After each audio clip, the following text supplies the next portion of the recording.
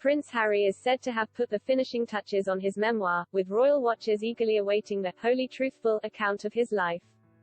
The Duke of Sussex's memoir was announced back in July last year, and its release is expected to fall around the festive season. With the content of the book largely unknown, there has been mass speculation surrounding what Harry might say.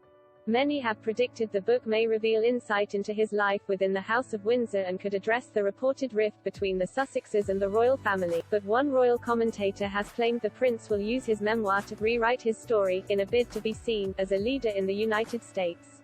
Kinsey Schofield, founder of TodayForDaily.com and author of the upcoming book R is for Revenge Dress, told Express.co.uk, "What I think he's trying to do is brand himself as a Mark Zuckerberg, Barack Obama, some guy that can get $100,000 for a speech in Miami to a bunch of rich dudes. I think he is trying to brand himself as a leader in the United States and will use his book to try to do that." Harry not welcomed by Anne and Sophie Wessex at Philip's funeral. Unearthed accounts Prince Harry was not welcomed by Princess Anne and Sophie Wessex at the funeral of Prince Philip last year, according to a royal expert. The Duke of Edinburgh's funeral came just a month after Meghan and Harry sat down for their bombshell interview with Oprah Winfrey. Why was Prince Harry allegedly not welcomed at the funeral? Find out. He wanted to try to rewrite his story and to be this phoenix rising from the ashes. That is the route I think he is going to go. When it emerged that the Duke of Sussex was penning a memoir, many feared that certain members of the royal family would be on the receiving end of an attack.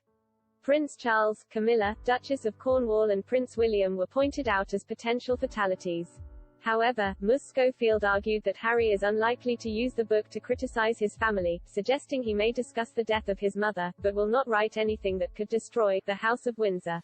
She said, "I think Harry is going to try to tell a story about a young man who overcomes adversity. That's truly what I think this is going to be. He is going to discuss the death of his mother, I believe, and he's going to talk about how that affected him as a young adult, and how he turned that emotion into the leader he is today." She continued, "Now, will his publisher allow people like us to discuss what horrible things he might mention in his book?"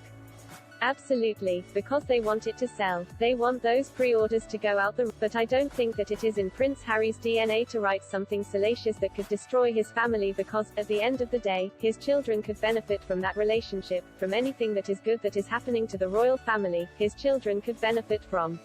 I don't think Prince Harry is going to burn the whole place down with this book. I think he is going to use this book to elevate himself. Since Harry and his wife Meghan Markle left the firm, they have been working to establish their careers outside of the firm. The Duke and Duchess of Sussex set up their own non-profit organisation Archewell, signed multi-million-pound deals with streaming giants and pursued more philanthropic and humanitarian ventures. While they are yet to release content with Netflix, and have only one podcast episode on Spotify, the couple's humanitarian efforts have been recognised. It was recently revealed that Archewell is to receive the gong from the Human First Coalition for its work advocating for Afghan refugees. The organization points out that Archewell had offered generous financial support for at-risk Afghans as well as military veterans who served in Afghanistan. The awards ceremony will take place in New York City on Monday, the year anniversary of the Taliban takeover of the country. However, Harry and Meghan won't be there to receive the award. Instead, Executive Director of the Archewell Foundation James Holt will accept the honor.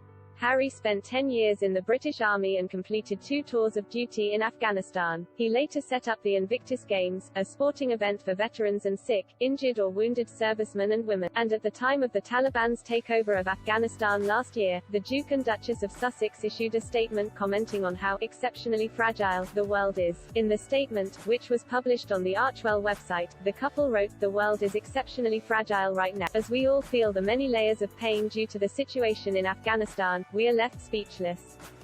It continued, "When any person or community suffers, a piece of each of us does so with them, whether we realize it or not.